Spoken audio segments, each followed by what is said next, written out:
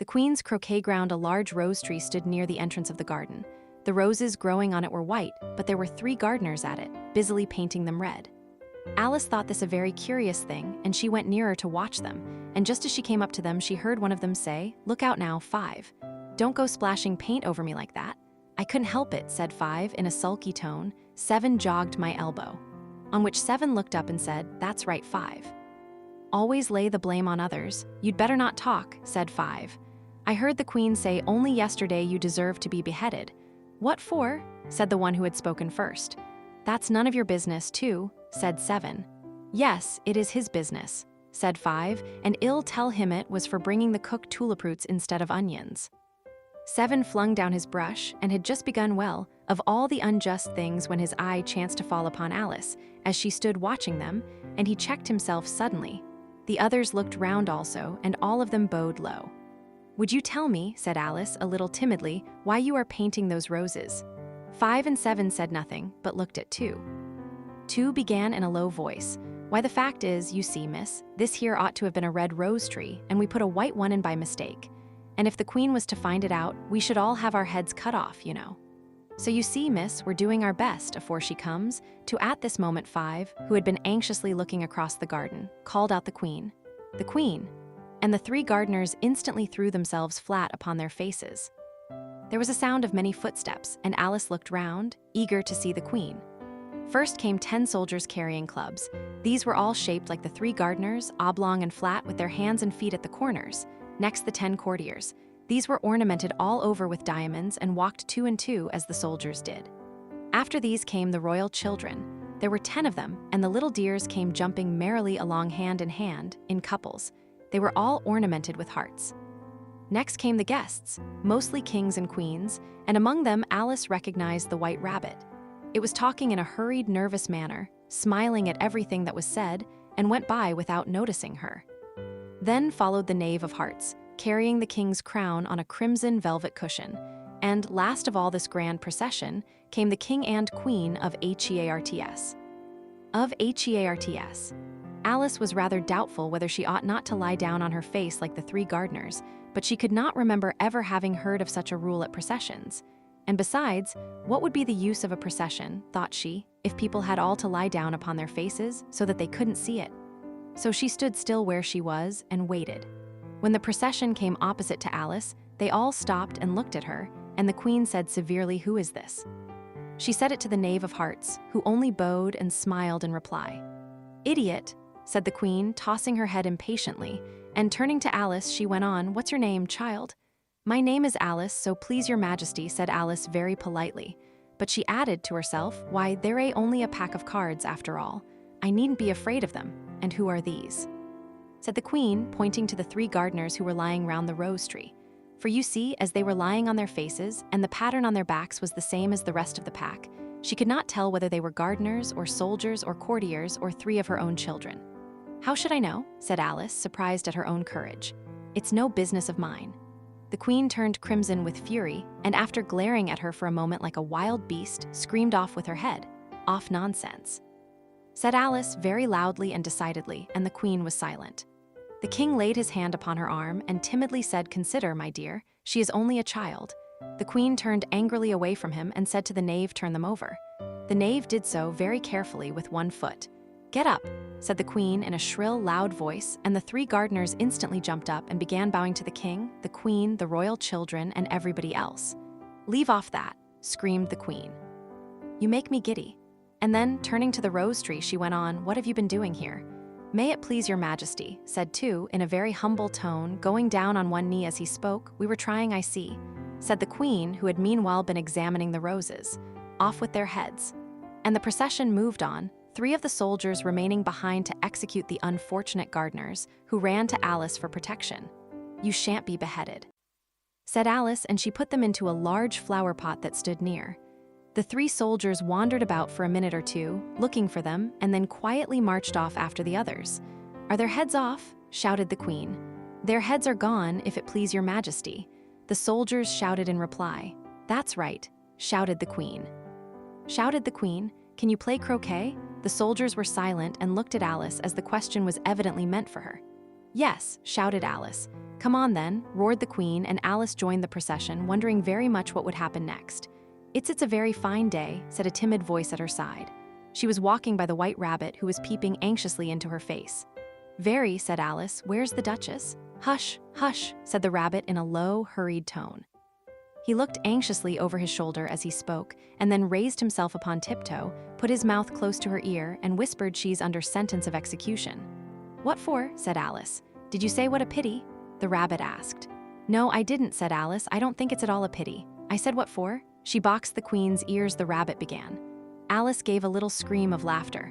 "Oh, hush," the rabbit whispered in a frightened tone. "The queen will hear you. You see, she came rather late, and the queen said get to your places," shouted the queen in a voice of thunder, and people began running about in all directions, tumbling up against each other. However, they got settled down in a minute or two, and the game began. Alice thought she had never seen such a curious croquet ground in her life. It was all ridges and furrows. The balls were live hedgehogs, the mallets live flamingos, and the soldiers had to double themselves up and to stand on their hands and feet to make the arches. The chief difficulty Alice found at first was in managing her flamingo. She succeeded in getting its body tucked away, comfortably enough under her arm, with its legs hanging down, but generally, just as she had got its neck nicely straightened out and was going to give the hedgehog a blow with its head, it would twist itself round and look up in her face, with such a puzzled expression that she could not help bursting out laughing. And when she had got its head down and was going to begin again, it was very provoking to find that the hedgehog had unrolled itself and was in the act of crawling away.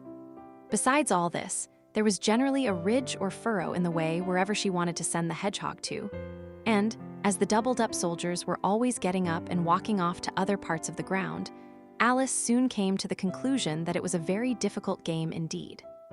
The players all played at once without waiting for turns, quarreling all the while and fighting for the hedgehogs. And in a very short time, the queen was in a furious passion and went stamping about and shouting off with his head or off with her head, about once in a minute. In a minute. Alice began to feel very uneasy. To be sure, she had not as yet had any dispute with the queen, but she knew that it might happen any minute, and then, thought she, what would become of me? They're dreadfully fond of beheading people here. The great wonder is that there's anyone left alive. She was looking about for some way of escape, and wondering whether she could get away without being seen, when she noticed a curious appearance in the air. It puzzled her very much at first, but after watching it a minute or two, she made it out to be a grin, and she said to herself, "It's the Cheshire Cat. Now I shall have somebody to talk to." "How are you getting on?" said the cat, as soon as there was mouth enough for it to speak with. Alice waited till the eyes appeared, and then nodded. It's no use speaking to it, she thought, till its ears have come, or at least one of them. In another minute the whole head appeared, and then Alice put down her flamingo and began an account of the game, feeling very glad she had someone to listen to her. The cat seemed to think that there was enough of it now in sight, and no more of it appeared. "I don't think they play at all fairly," Alice began, in rather a complaining tone, "and they all quarrel so dreadfully one can't hear oneself speak, and they don't seem to have any rules in particular. At least, if there are, nobody attends to theme, and you've no idea how confusing it is, all the things being alive. For instance, there's the arch I've got to go through next, walking about at the other end of the ground, and I should have croqueted the queen's hedgehog just now. Only it ran away when it saw mine coming." "How do you like the queen?" said the cat in a low voice. "Not at all," said Alice. She's so extremely just then she noticed that the queen was close behind her, listening, so she went on, likely to win, that it's hardly worth while finishing the game. The queen smiled and passed on. "Who are you talking to?" said the king, going up to Alice and looking at the cat's head with great curiosity. "It's a friend of many a Cheshire Cat," said Alice. "Allow me to introduce it." "I don't like the look of it at all," said the king. "However, it may kiss my hand if it likes." "I'd rather not," the cat remarked. "Don't be impertinent," said the king, "and don't look at me like that." He got behind Alice as he spoke. "A cat may look at a king," said Alice. "I've read that in some book, but I don't remember where." "Remember where? Well, it must be removed," said the king very decidedly, and he called the queen, who was passing at the moment. "My dear, I wish you would have this cat removed." The queen had only one way of settling all difficulties, great or small: off with his head, she said, without even looking round. "I'll fetch the executioner myself," said the king eagerly, and he hurried off. Alice thought she might as well go back, and see how the game was going on as she heard the queen's voice in the distance, screaming with passion. She had already heard her sentence 3 of the players to be executed for having missed their turns, and she did not like the look of things at all, as the game was in such confusion that she never knew whether it was her turn or not. So she went in search of her hedgehog. The hedgehog was engaged in a fight with another hedgehog, which seemed to Alice an excellent opportunity for croqueting one of them with the other.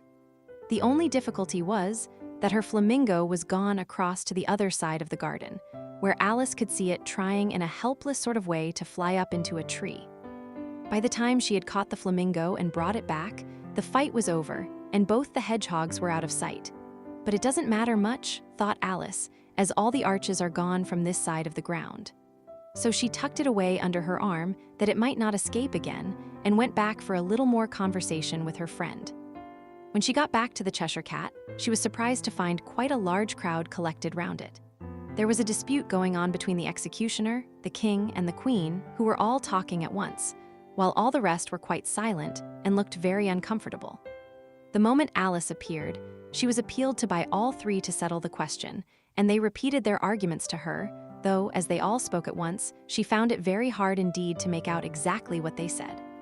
The executioner's argument was that you couldn't cut off a head unless there was a body to cut it off from, that he had never had to do such a thing before, and he wasn't going to begin at his time of life. The king's argument was that anything that had a head could be beheaded, and that you weren't to talk nonsense. The queen's argument was that if something wasn't done about it in less than no time she'd have everybody executed, all round. It was this last remark that had made the whole party look so grave and anxious. Alice could think of nothing else to say, but it belongs to the Duchess. You'd better ask her about it. Her about it. She's in prison, the queen said to the executioner. Fetch her here. And the executioner went off like an arrow. The cat's head began fading away the moment he was gone, and by the time he had come back with the Duchess, it had entirely disappeared. So the king and the executioner ran wildly up and down looking for it, while the rest of the party went back to the game.